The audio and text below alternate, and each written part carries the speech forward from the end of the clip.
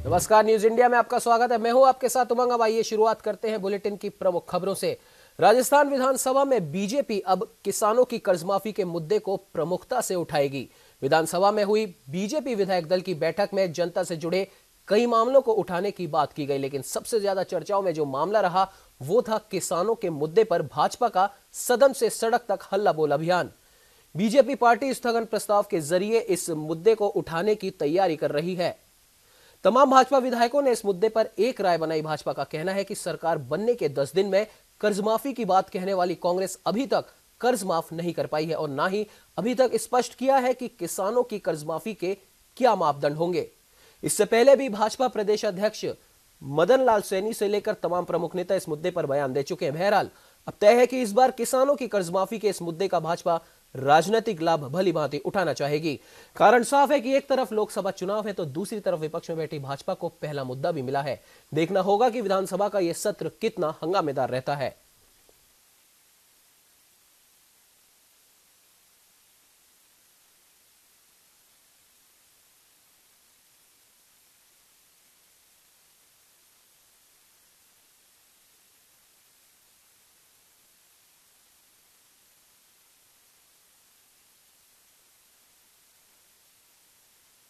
राजधानी जयपुर और सवाई माधोपुर में आयकर विभाग की ओर से बड़ी कार्रवाई की गई, जहां आयकर विभाग ने 2 कारोबारी समूह पर ताबड़तोड़ छापे मारे।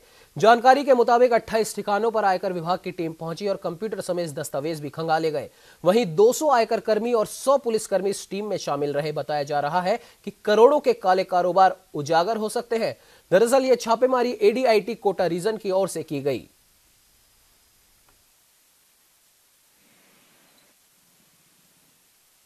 सवाईमाधोपुर नगर परिषद ने बड़ी कार्रवाई करते हुए बेशकीमती जमीन को अतिक्रमियों से मुक्त करवाया है। आपको बता दें कि आलनपुर क्षेत्र में पिछले काफी समय से नगर परिषद की जमीन पर अतिक्रमियों ने अपना कब्जा कर रखा था, जिनमें सरकारी विद्यालय की भूमि, शमशान घाट और गोचर भूमि पर अतिक्रमियों ने अपना कब्जा किया हुआ था। नगर परिषद प्रशासन ने पहले भी अतिक्रमियों को नोटिस देकर स्वयं अतिक्रमण हटाने को कहा था, लेकिन अतिक्रमियों के कानों पर जूं तक नहीं रहेंगे, जिसके बाद परिषद प्रशासन ने सख्त रुख अपनाते हुए मय दलबल के साथ पहुंचकर अतिक्रमण हटवाया। इस दौरान महिलाओं ने परिषद के कार्मिकों के साथ बदसलूकी करने का प्रयास भी किया, लेकिन पुलिस ने व्यवस्थाएं संभालते हुए उन्हें दूर कर दिया। 7-8 साल से इनका नाजायज कब्जा है इस भूमि पे। किन लोगों ने कब्जा कर रखा था? ये कुछ तो खटीक समाज के लोग हैं, कुछ कीर समाज के लोग हैं। और ये भूमि है जो वर्षों पुरानी शमशान। कितने बीघा जमीन है? ये 55 बीघा जमीन है। 55 बीघा जमीन है, जिसमें से 10 बीघा तो गर्ल्स स्कूल की है, खेल मैदान, और बाकी का ये गोचरा भूमि है, जिसमें कुछ हिस्से पे बेरवा समाज और अन्य समाज का शमशान भूमि।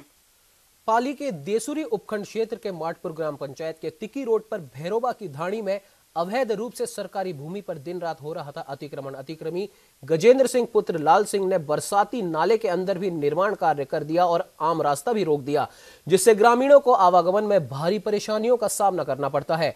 अतिक्रमी अपनी राजनीतिक धौंक से आम ग्रामीणों को डराता व धमकाता है।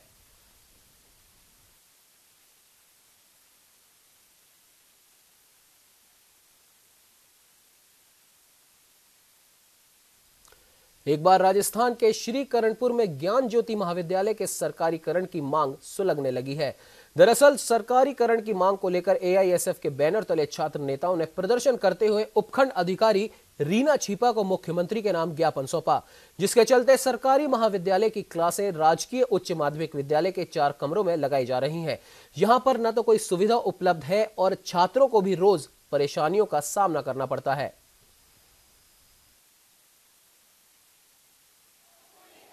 2011 से एक ही डिमांड चलती आ रही है कि हमें ज्ञान ज्योति कॉलेज को सरकारी करवा कर ही रहना है, क्योंकि ज्ञान ज्योति कॉलेज जो एक बहुत ही बड़ी बिल्डिंग है और जिसमें सब सुविधाएं हैं, चाहे वो साइंस है, कॉमर्स है, आर्ट है, बनी बनाई बिल्डिंग है, उसके अंदर सरकार ने कुछ ही नहीं करना है, बस सिर्फ उसको सरकारीकरण का दर्जा देना है। क्योंकि हम 2011 से लगे हुए हैं। हमने हमारी एक ही डिमांड जो चलती आ रही है, जिसके तहत हमने कई बार शहर को बंद भी किया है और तमाम जो जन संगठन है जो शहर के, उन्होंने भी हमारा साथ दिया है, सहयोग दिया है। जयपुर में शासन सचिवालय में आयोजित वीएएफ यानी वोटर अवेयरनेस फोरम के उद्घाटन सत्र को मुख्य निर्वाचन अधिकारी आनंद कुमार ने संबोधित किया। उन्होंने कहा कि पूरे देश में 16 जनवरी से VAF कार्यक्रम शुरू किया जा रहा है। इसके तहत ऑफिसों में मतदान के प्रति माहौल बनाने और कार्मिकों को मतदान प्रक्रिया की जानकारी दी जाएगी। सत्र में मौजूद अतिरिक्त निर्वाचन अधिकारी जोगाराम ने बताया कि मतदान प्रतिशत बढ़ाने के लिए पहले भी स्वीप कार्यक्रम चलाए जा चुके हैं और इसी कड़ी में VAF की शुरुआत की गई है ताकि कोई भी मतदाता मतदान के अधिकार से न छूटे।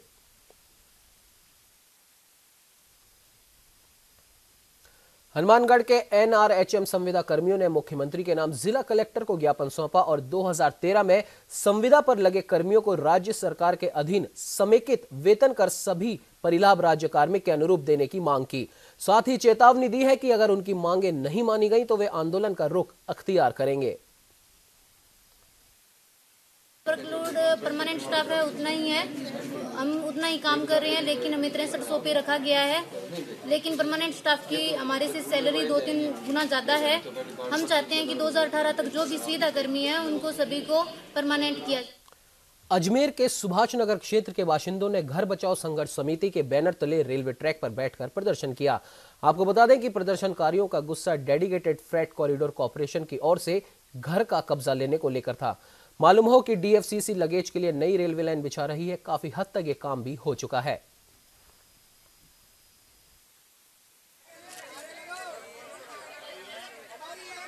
आज DFCCL जिला प्रशासन के द्वारा यहाँ कब्जा लेने की जबरन कार्रवाई का आज प्रोग्राम था 16 तारीख का। जिस कोर्ट के आदेशों का हवाला DFCCL प्रशासन दे रहा है, उस कोर्ट के आदेशों में स्पष्ट कोर्ट ने जिला प्रशासन और संभाग के सबसे बड़े अधिकारी संभाग आयुक्त को भी आदेश दिया था कि प्रभावित परिवारों का 3 महीने के अंदर अंदर फाइनल अवार्ड जारी करके उनको मुआवजा दिया जाए, उसके बाद में आप कब्जा लेने की कार्रवाई करेंगे। जिला प्रशासन ने कोर्ट के आदेशों की और सुप्रीम कोर्ट के आदेशों की पालना में बिल्कुल भी अवहेलना कर रही है और जबरन मकानों का कब्जा लेने का प्रयास कर रही है। हमारा निवेदन यही है कि अगर कोर्ट के आदेशों की पालना की जाए सही तरीके से, तो आज जो स्थिति उत्पन्न हुई है, लोगों को रेलवे ट्रैक पाना पड़ रहा है, सड़क पाना पड़ रहा है, उसके हिसाब से ये नौबत नहीं आए। राजस्थान में मूंग उत्पादक किसानों के साथ किसान महापंचायत और आम आदमी पार्टी प्रदेशव्यापी आंदोलन करेगी। इसके तहत जिला मुख्यालयों पर मूंग के साथ किसान प्रदर्शन करेंगे। किसान महापंचायत के राष्ट्रीय अध्यक्ष और आम आदमी पार्टी के प्रदेश अध्यक्ष रामपाल जाट ने कहा कि जब तक समर्थन मूल्य पर किसान का मूंग पूरा नहीं खरीदा जाता, तब तक समर्थन मूल्य पर खरीद बंद नहीं होनी चाहिए। साथ ही समर्थन मूल्य का निर्धारण लागत मूल्य के 1.5 गुना अधिक पर होना चाहिए।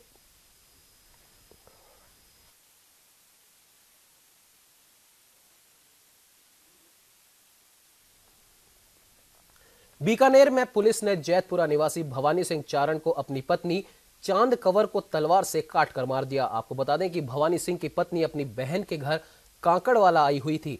उसको रात लगभग 12 बजे तलवार से काटकर मार दिया और खुद ने 1 किलोमीटर दूर एक पेड़ से फांसी लगाकर आत्महत्या कर ली।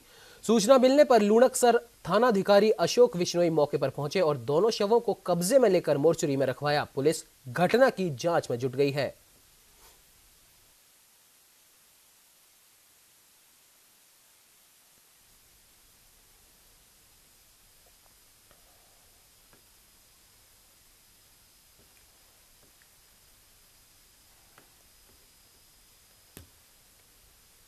राजस्थान के डीजीपी कपिल गर्ग के एक्शन से प्रदेश के पुलिसकर्मियों में हड़कंप मचा हुआ है।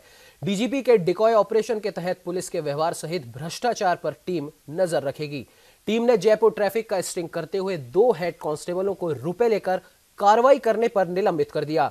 टीम ने शहर के हर क्षेत्र में पुलिस व्यवहार पर नजर रखते हुए इस स्टिंग को किया। स्टिंग के बाद पुलिस महकमे में कानाफूसी का दौर शुरू हो गया है। आपको बता दें कि कुछ दिनों पहले वाहन चोरी के मुकदमे दर्ज नहीं होने पर पुलिसकर्मियों पर कार्रवाई हुई थी। जयपुर लिटरेचर फेस्टिवल का 11वां संस्करण शहर के डिगी पैलेस में 25 जनवरी से शुरू होगा। साहित्यकारों के इस महाकुंभ में जयपुर लिटरेचर फेस्टिवल में देश भर के साहित्यकार अलग अलग विषयों पर चर्चा करेंगे। द अंडरग्राउंड रेल रोड सत्र, जिसका नाम कोल्सन व्हाइटहेड के दिल को छू लेने वाले उपन्यास टूर द फोर्स पर पड़ा, यह एक ऐसी युवा दासी के रोमांचक यात्रा की कहानी है जो लड़ाई के पूर्व के साउथ में अपनी आजादी के लिए कुछ भी करने को तैयार है।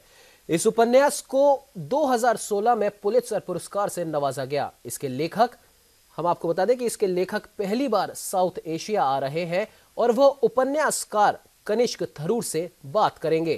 जयपुर लिटरेचर फेस्टिवल 2019 में दुनिया के तेज तर्रार कहानीकार अपनी प्रेरणा के बारे में बताएंगे। फेसबुक और ट्विटर के जयपुर में शुरू होने वाला है साहित्य का महाकुंभ जयपुर लिटरेचर फेस्टिवल। साल 2006 से शुरू हुआ ये फेस्टिवल आज एशिया पैसिफिक में होने वाला सबसे बड़ा लिटरेचर फेस्टिवल है। 5 दिनों तक चलने वाले इस फेस्टिवल में दुनिया भर के आने जाने वाले साहित्यकार एक साथ इकट्ठा होते हैं और तकरीबन 1 लाख के करीब इन्हें देखने और सुनने वाले लोग यहाँ पहुँचते हैं। जयपुर लिटरेचर फेस्टिवल महज पढ़ने लिखने वालों के लिए ही नहीं बल्कि घूमने फिरने के शौकीनों के लिए भी काफी अच्छा मौका है, क्योंकि इस दौरान पिंक सिटी में ही अलग अलग रौनक नजर आती है। तो अगर आप भी बनना चाहते हैं इसका हिस्सा तो जान ले फेस्टिवल से जुड़ी ये बातें। जयपुर लिटरेचर फेस्टिवल के 12वें संस्करण की शुरुआत 24 से 28 जनवरी 2019 को डिक्की पैलेस जयपुर में होगा। वहीं हमेशा की तरह इस बार भी दुनिया भर के नामी गिरामी कहानीकार जयपुर में उपस्थित रहेंगे। फेस्टिवल में देखने को मिलेगा खास देश विदेश के 250 साहित्यकार विभिन्न सत्रों में अपनी बात रखेंगे। द अंडरग्राउंड रेल रोड उपन्यास पर रहेगा नजर। लेखक कोल्सन व्हाइटहेड के लिखित उपन्यास है। इस उपन्यास को 2016 में पुलित्जर पुरस्कार से नवाजा गया। लेखक कोल्सन व्हाइटहेड पहली बार लिटरेचर फेस्टिवल पहुंचेंगे। उपन्यास द फेमिस्ट रोड पर भी रहेगी नजर। नाइजीरियाई लेखक कवि बने ओकर हैं मैन बुकर विजेता। ट्रैवलिंग के नजरिए से क्यों खास है ये फेस्टिवल? ट्रैवल हॉल फिलहाल में सबसे तेजी से बढ़ती हुई इंडस्ट्री है। मशहूर लेखकों से लेकर ब्लॉगर्स तक अपनी नई रचनाओं के लिए ट्रैवलिंग को सबसे बेहतरीन जरिया मानते हैं, क्योंकि यहाँ आपको एक साथ कई चीजों को देखने और जानने का मौका मिलता है। दुनिया में ऐसे कई अजूबे हैं जिनके बारे में आज भी बहुत ही कम लोग जानते हैं। इन्हें लेखनी के जरिए ही उन्हें आसानी से लोगों तक पहुंचाया जाता है। तो लिटरेचर फेस्टिवल में आप भी इन राइटर्स के यादगार और प्रेरणादायी सफर के बारे में भी जान सकते हैं। इसके अलावा जयपुर में किले और महलों की भरमार है। अगर आप इतिहास को जानने के लिए इच्छुक हैं, तो फेस्टिवल से थोड़ा वक्त निकालकर इन जगहों की भी सैर कर सकते हैं। जयपुर के बाजार दुनिया भर में मशहूर हैं। यहाँ आम लोग नहीं, बाहर से आने वाले सैलानी भी खरीदारी करने आते हैं। और फेस्टिवल के दौरान तो मार्केट सुबह से लेकर शाम तक गुलजार रहते हैं। यूनिक हैंडीक्राफ्ट, राजस्थानी कपड़ों और फैब्रिक के लिए यहाँ के मार्केट्स बेस्ट हैं। खान पान के शौकीनों के लिए राजस्थान के हर एक शहर में है ढेरों ऑप्शंस। वेजिटेरियंस, नॉन वेजिटेरियंस, यहाँ का खान पान आपको जरूर पसंद आएगा। मावा, प्याज की कचौड़ी, गट्टे की सब्जी, केर सांगरी, दाल बाटी चूरमे का असली स्वाद तो आपको यही मिलेगा। लिटरेचर फेस्टिवल में कैसे पहुँचें? हवाई मार्ग जयपुर राजस्थान के टॉप टूरिज्म डेस्टिनेशंस में एक है। जयपुर इंटरनेशनल एयरपोर्ट को सांगानेर एयरपोर्ट के नाम से भी जाना जाता है। दिल्ली, मुंबई, कोलकाता, अहमदाबाद जैसे सभी बड़े शहरों के लिए यहाँ से फ्लाइट उपलब्ध हैं। ट्रेन मार्ग, ज्यादातर शहरों से जयपुर के लिए ट्रेनें मौजूद हैं। सड़क मार्ग, जयपुर आने का सबसे सुविधाजनक माध्यम बस है।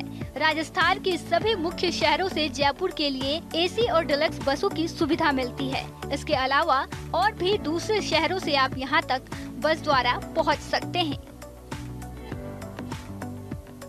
बहरहाल इस साहित्य के महाकुंभ जयपुर लिटरेचर फेस्टिवल के 11वें संस्करण के केंद्र में भारत की समृद्ध, विविध और रंगों से भरपूर साहित्य धरोहर है, क्योंकि यह देश की विभिन्न भाषाओं का प्रतिनिधित्व करने वाले लेखकों को अलग अलग हिस्सों से एक ही मंच पर लाता है। न्यूज इंडिया के लिए स्पेशल डेस्क की रिपोर्ट।